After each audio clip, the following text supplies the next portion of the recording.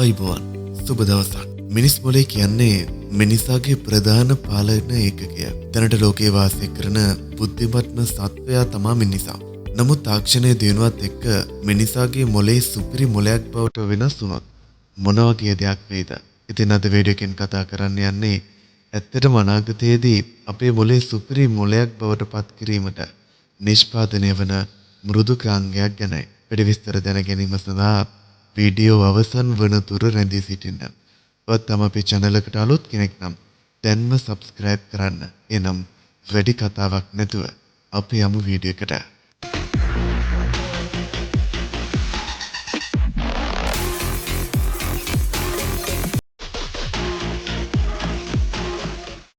Elon මස්ක්ගේ සමාගමක් විසින් හඳුන්වා දුන් පරිගණක අතුරු මුහුණතකට ඇමරිකාවේ ආහාර පරිපාලන ආයතනය විසින් මීට වසර කිහිපයකට පෙර අනුමැතිය ලබා දී තිබුණා. මෙම පරිගණක අතුරු මුහුණත සම්බන්ධයෙන් විවිධ පරීක්ෂණ සිදු කරනු ලැබුවේ සතුන් යොදාගෙනයි.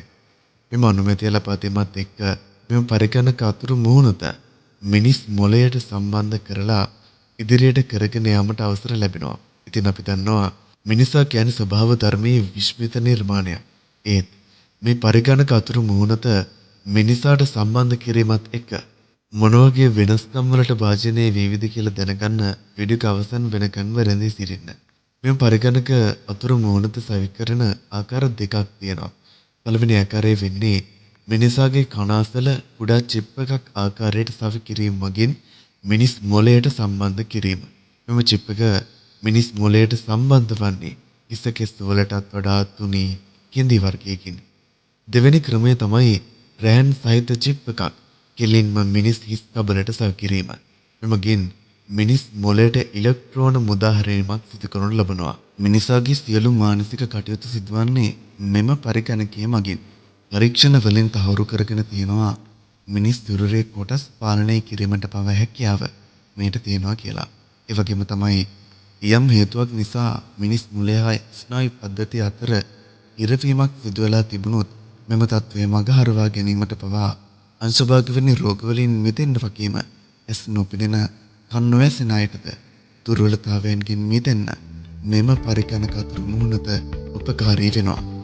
ඉතින් උපතින්ම යම් දුර්වලතා තියෙන පුද්ගලයින්ට එම තත්ත්වෙන් මිදලා නව ජීවිතයකට උරුමකම් කියන්නත් මෙමගින් පුළුවන්. මේ අනුව මොළය මගින් පාලනය කරන අතපය අහිමි වූවන්ට පවා කෘත්‍රිම අත්පා සවි කිරීම මගින් ඒවා ස්වභාවික අවයව ලෙසම ක්‍රියා කිරීමටත් හැකියාව ලැබෙනවා.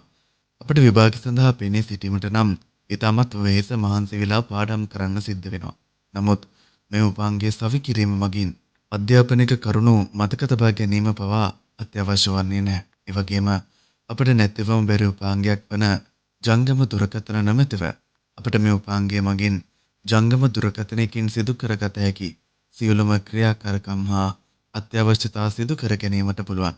ඉතින් අද වෙනකොට ජංගම දුරකථනයක් පරිගණකයක් නොමැතිව කිසිවක් සිදු කරන්න බෑ. මෙම චිප් එක සවි කර ගැනීම මගින් ජංගම දුරකථනයෙන් කළ හැකි සියලුම දේ මේකින් කරගත හැකි වෙනවා. මිනිසාගේ සියලුම කටයුතු සිතන පමණකින් සිදු කරගත හැකි කාලයක් ඉක්මනින් මුදා වේවි. ඉතින් අදත් අපේ වීඩියෝ අවසන් වෙනකම් නැරඹුවා නම් ඔයාලට හිතන දේ පාලෙන් කමෙන්ට් කරන් යන්න. channel එක තාම subscribe කරලා නැතිනම් දැන්ම subscribe කරන්න. මෙවැනි තවත් වීඩියෝ එකකින් හමු වෙන බලාපොරොත්තු වෙන්න අදට සමු ගන්නවා. සුබ දවසක්.